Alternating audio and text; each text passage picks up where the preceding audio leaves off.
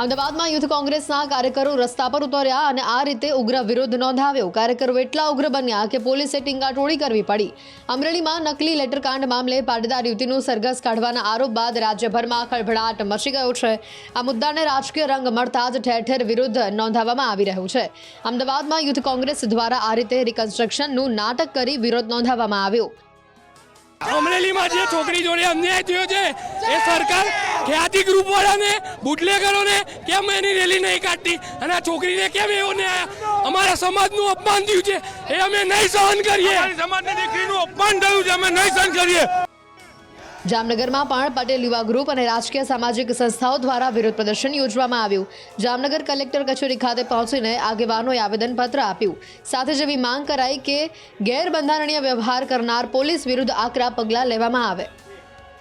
નિર્દોષ દીકરી જેનો કોઈ વાક નથી એને આ કાયદા કાનૂનમાં ફિટ કરવામાં આવી છે। અમારી માંગણી છે કે વહેલામાં વહેલી તકે એને નિર્દોષ છોડવામાં આવે।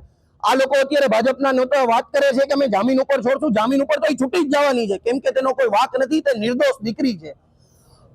આને ન્યાય કેવી રીતે મળે?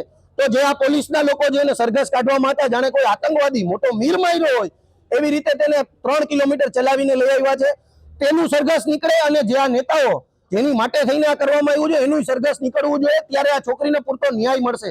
અમારી માંગણી છે કે વહેલામાં વહેલી તકે એને છોડવામાં આવે અને આ જે કોઈ બી આમાં અધિકારીઓ હોય એની ઉપર દંડાત્મક પગલાં લેવામાં આવે।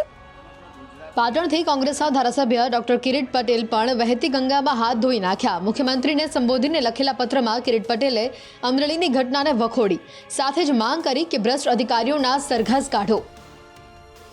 દેશની રાજની અંદર છેલ્લા 2 વર્ષની અંદર 70,000 કરોડથી વધુનું ડ્રગ્સ પકડાયું। એ ડ્રગ્સ માફિયાઓને કરોડોનું કરી જનાર ઝાલાને અને હેમચંદ્રાચાર્ય યુનિવર્સિટીના ભ્રષ્ટાચારી કુલપતિને પકડી અને જાહેરમાં સરઘસ કાઢ્યું હોત તો અમે તમને અભિનંદન પાઠવ્યા હોત। તમને શરમ આવવી જોઈએ, કંઈક શરમ કરો અને આવા અધિકારીઓ સામે કાયદેસરની કાર્યવાહી કરો। તો આ તરફ ઇફકોના ચેરમેન અને ભાજપ નેતા દિલીપ સંઘાણીએ પાટીદાર યુવતી સાથે જેલમાં મુલાકાત કરી અને ન્યાયની સાંત્વના આપી। અમરેલીના પાટીદાર અગ્રણીઓએ દિલીપ સંઘાણી સાથે મુલાકાત કરીને યુવતીના ભવિષ્ય અંગે ચર્ચા કરી। ત્યાં સહકારી ક્ષેત્રમાં નોકરી આપવાની રજૂઆત કરી। દાવા પ્રમાણે દિલીપ સંઘાણીએ પણ કાયમી નોકરી આપવાનું વચન આપ્યું છે।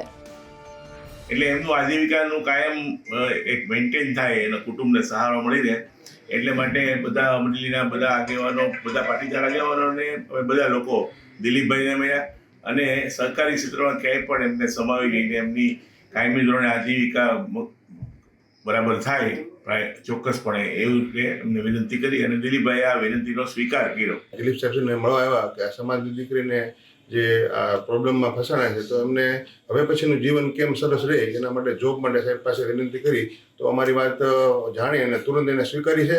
આ બદલ અમે લેવા પટેલ સમાજ, ખોડલધામ અને સર્વે આગેવાનો આભાર માનીએ છીએ। 10,000માં નોકરી કરતા હોય તો હું ખોડલધામ સમિતિ વતી સુરેશભાઈ, લેવા પટેલ સમાજ વતી દિનેશભાઈ ભુવા, વસંતભાઈ મોવલિયા, ડૉક્ટર કાનાબાઈ સાહેબ અમે આજે દિલીપભાઈને રજૂઆત કરવા આવ્યા છીએ। જે આ ઘટનાની અંદર છે એમને આર્થિક રીતે સદ્ધર થાય અને એનું જીવન નિર્વાહ થઈ શકે એ માટે સમાજને એક વિચાર આવ્યો અને આદરણીય દિલીપભાઈ સંઘાણી સમક્ષ આ વાત સમાજના બધા આગેવાનો મૂકી એમણે આ વાતની અંદર યોગ્ય પ્રતિભાવ આપ્યો છે।